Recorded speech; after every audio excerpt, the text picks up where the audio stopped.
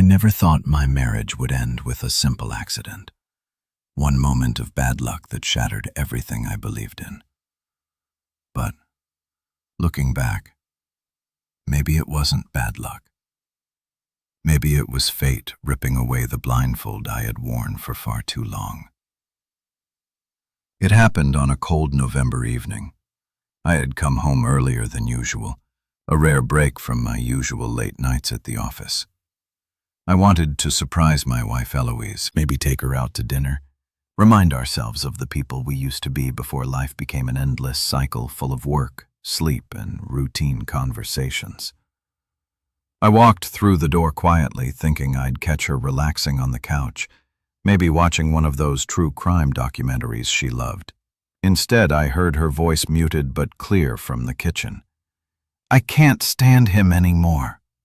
I stopped mid-step. My stomach turned cold. "He's just nothing. There's no passion, no excitement." I feel like I'm suffocating, living the same day over and over again. The words cut into me like a serrated knife, slow and jagged. My pulse pounded in my ears. I should have walked into the room. I should have made my presence known. Instead, I stood there frozen, heart racing, ears straining to catch every painful word. If I could just leave without feeling guilty, I would.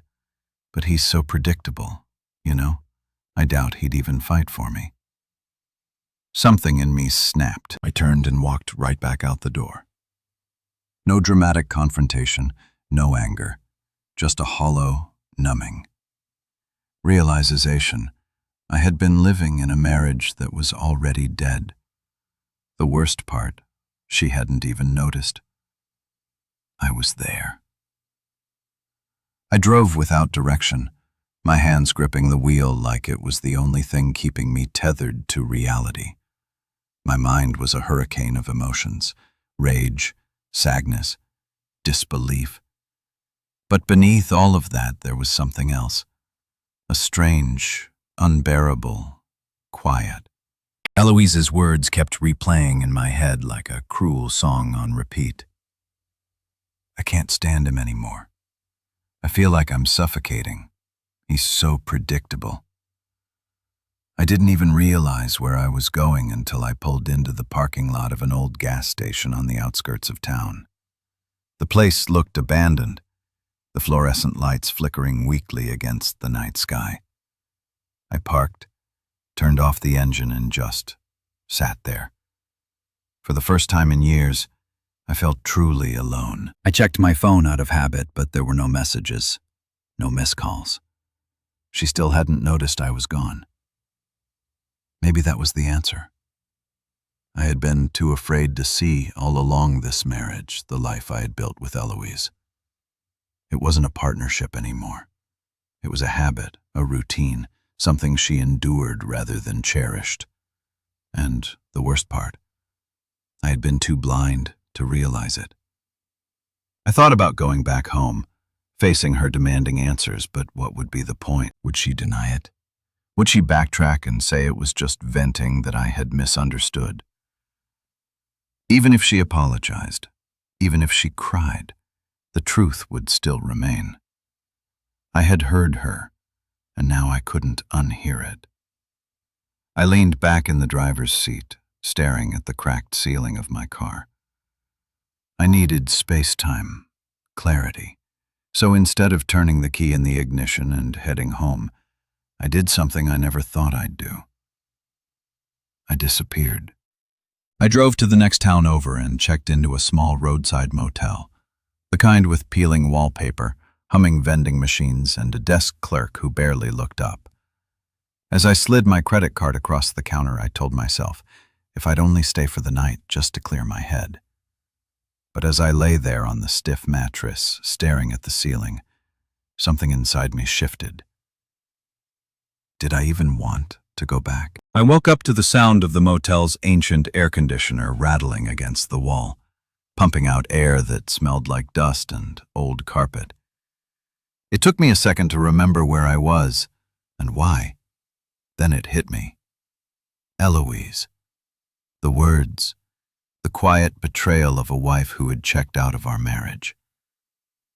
Long before I realized it, I stared at the ceiling, my mind heavy with the weight of my own ignorance. Had I really been that blind? Had I spent years investing in something that was already dead? I pulled out my phone, expecting to see missed calls or messages, maybe a "Where are you?" maybe even a frantic voicemail. But my screen was blank. She still hadn't noticed I was gone. That silence hit harder than anything she had said. The night before, I rolled out of bed and splashed cold water on my face in the tiny motel bathroom. My reflection looked back at me, tired and unfamiliar. It was a strange feeling, looking at yourself and realizing you don't know who you are without the person you built your life around. I grabbed my keys and left. I didn't know where I was going, but I couldn't stay there. The thought of stepping back into our house, seeing her face, pretending that I hadn't heard what I had, made my stomach turn. So I drove for the first time in years. I let my instincts take me somewhere without a plan. I passed by places that had once meant something, or favorite diner, the bookstore where she used to drag me on Sundays, the park where we had once sat for hours dreaming about the future. A future that had never really existed. Somewhere along the way, I found myself in front of an old cafe on the outskirts of town. It was one of those places that felt frozen in time, the kind of spot you'd find in a small-town movie. I had never been there before, but something about it felt safe. I stepped inside, the smell of fresh coffee and baked bread wrapping around me like a comfort. I didn't know I needed it. The place was nearly empty except for a waitress wiping down a table near the window. She looked up and smiled, a real smile, not forced, not out of obligation, just a simple human connection. I hadn't realized how much I needed that. I sat down at the counter and she came over with a menu. "You look like you could use something strong," she said, pouring me a cup of coffee before I even had the chance to ask. I nodded, running a hand through my hair. Yeah, I guess I could. And for the first time since I walked out of my house, I felt like maybe, just maybe, I wasn't completely lost. The first sip of coffee burned my tongue, but I welcomed it. The sharp sting it grounded me, reminded me that I was still here, still breathing, still capable of feeling something. Anything. After last night, the waitress, whose name tag read Della, watched me. Curiously, she must have noticed something in my face. The weight of exhaustion, the kind of hollowed-out expression people were when they've been blindsided by life. "Rough?" she asked, her voice casual but laced with genuine curiosity. I exhaled a short, humorless laugh. "Yeah, something like that." Della didn't pry. She just nodded and slid a plate of toast in front of me on the house. "You look like you need it."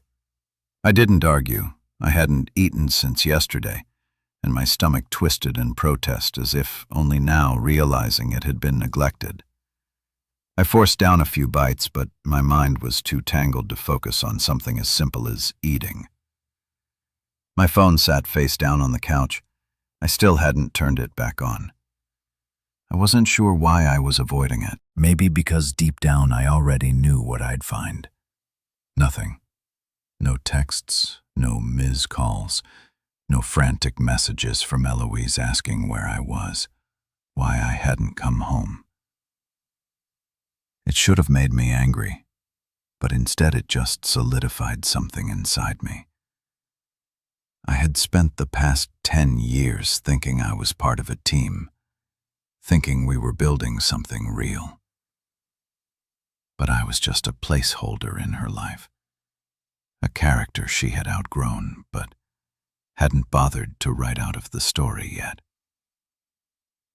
And the worst part, I had let her treat me that way. I had ignored the signs, the distant looks, the mechanical kisses, the way she had stopped reaching for my hand when we walked side by side. How long had she been feeling this way? A month? A year longer? I had been living in the ruins of something that had already collapsed. I took another sip of coffee, my grip tightening around the mock. Della came back refilling my cup, even though I hadn't asked you sticking around town for a bit. I blinked at her, realizing I hadn't actually thought that far ahead. Was I going home? Was I going anywhere at all? I don't know. I admitted it. It was the most honest thing I'd said in a long time. She smirked, tapping the counter with her nails. Well, if you need a place to clear your head, we don't get much traffic in the mornings. Good place to think. Think that was all I had been doing since last night, and yet I still had no answers. I glanced out the window, watching as the early morning sun painted the sky in soft pinks and oranges.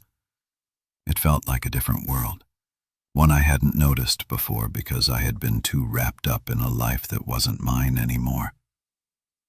Maybe I wasn't ready to face Eloise yet. Maybe for the first time in my life I needed to put myself first. So instead of leaving, I nodded. Yeah, maybe I'll stick around for a bit. Della just grinned. Smart choice. I didn't leave that morning or the next. Instead, I stayed. Not because I had a plan, but because, for the first time in a long time, I had nowhere to be. No obligations. No expectations.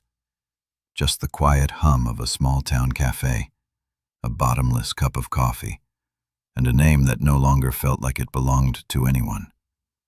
Mine. I avoided my phone for as long as I could. It stayed in my pocket like a lead weight, a reminder of the life I had walked out on. But eventually, curiosity won. I turned it on. A notification popped up immediately. A single miss call. My breath caught for a second before I realized it wasn't from Eloise. It was from my coworker, probably wondering why I hadn't shown up at the office.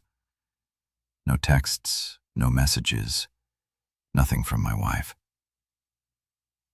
I stared at the screen for what felt like an eternity, trying to decide how I felt about that. Was I relieved? Angry? Maybe both. I should have been furious if the roles had been reversed, if she had disappeared overnight. I would have torn the world apart looking for her. I would have called hospitals, filed a missing persons report. Anything to make sure she was okay. But she didn't even check. That told me everything I needed to.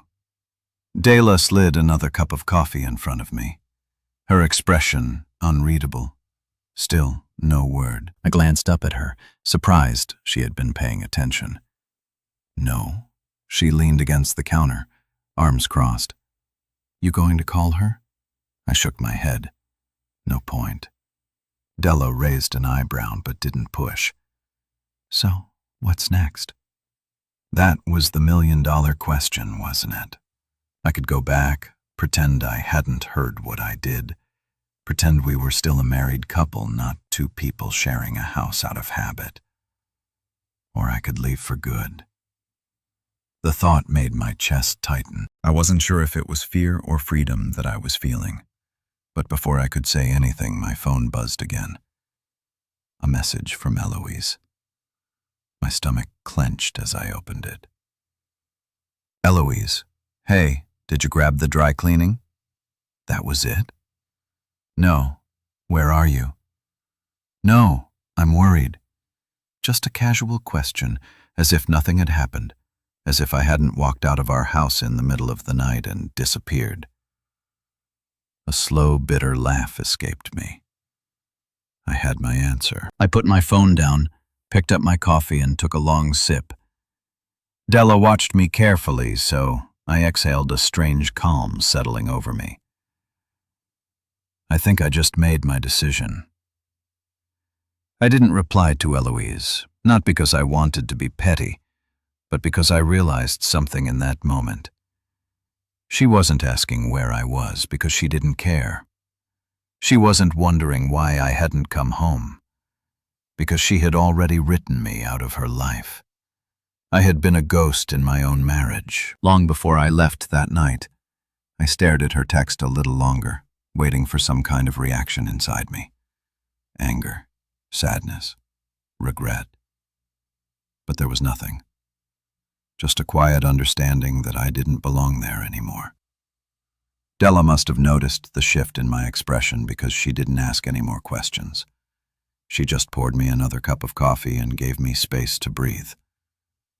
I needed air, so I left the cafe, stepping into the crisp morning, the town still waking up around me. The streets were empty, the sky a pale shade of blue, and for the first time in years, I felt untethered.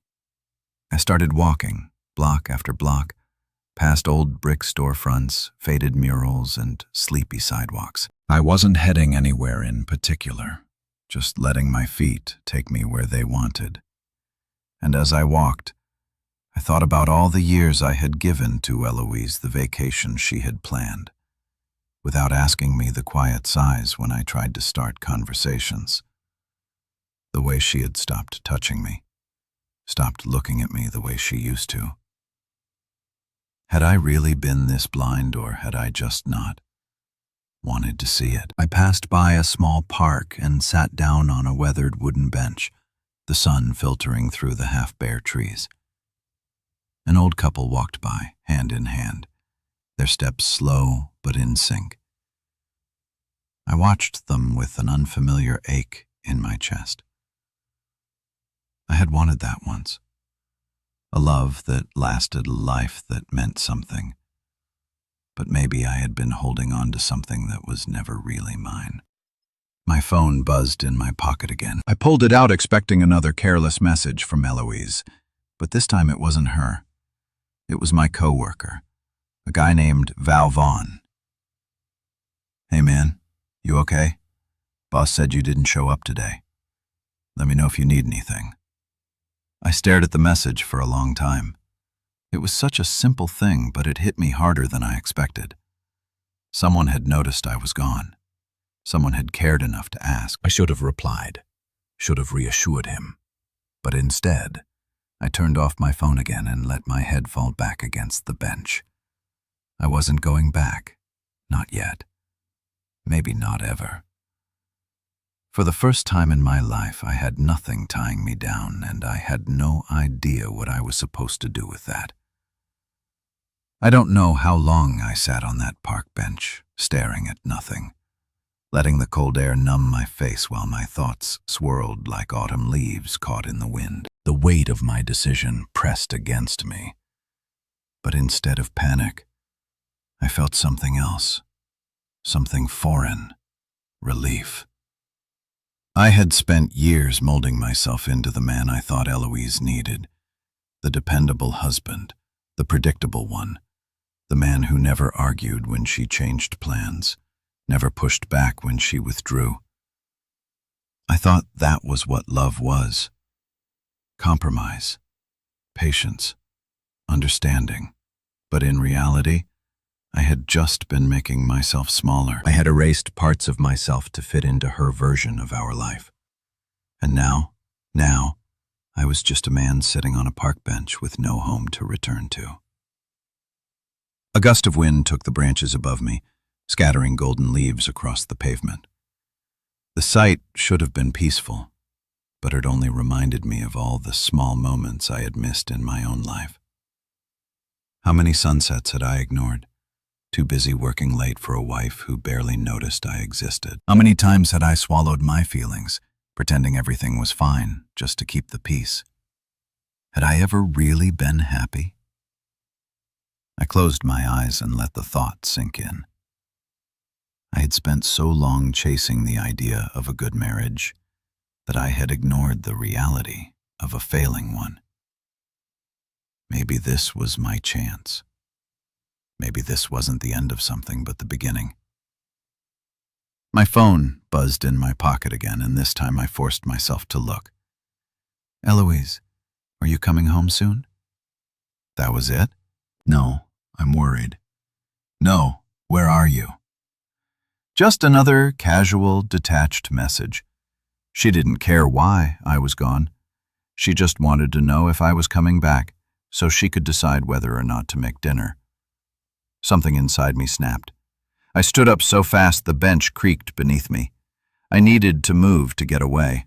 I shoved my phone back into my pocket and started walking again, my feet carrying me towards something, anything other than the life I had left behind. For once, I wasn't going to be predictable. I walked for what felt like hours past streets. I didn't recognize past houses where strangers lived lives I'd never know. With every step, something inside me unraveled. Old habits, old fears, old versions of myself I no longer wanted to carry. And yet the weight of Eloise's last message still sat heavy in my pocket. "Are you coming home soon?" It was such a simple question, but it told me everything I needed to know. She wasn't asking out of love. She wasn't worried. She just wanted to know if I'd show up like I always did. Predictable, obedient, easy to ignore. I pulled out my phone, staring at her words, feeling a final wave of exhaustion settle over me. Then, without hesitation, I typed my reply. Me. No, I'm not. I hit sin before I could second-guess myself. And then I blocked her number. The moment I did, something strange happened. The air felt lighter. My chest loosened like I had been holding my breath for years and had finally let it go. I didn't belong to Eloise anymore. I belonged to myself. I found myself back at the small cafe where this new version of my life had started. Della was still there, wiping down the counter, but when she saw me, she raised an eyebrow. Well, thought you might have skipped town," she teased, sliding a coffee in front of me without asking. I exhaled a laugh, shaking my head. "Not yet." She studied me for a second, something. Knowing in her gaze, "You look different." I took a sip of coffee, letting the warmth settle in my chest. "Yeah," I said quietly. "I think I am for the first time in years. I wasn't lost. I was free."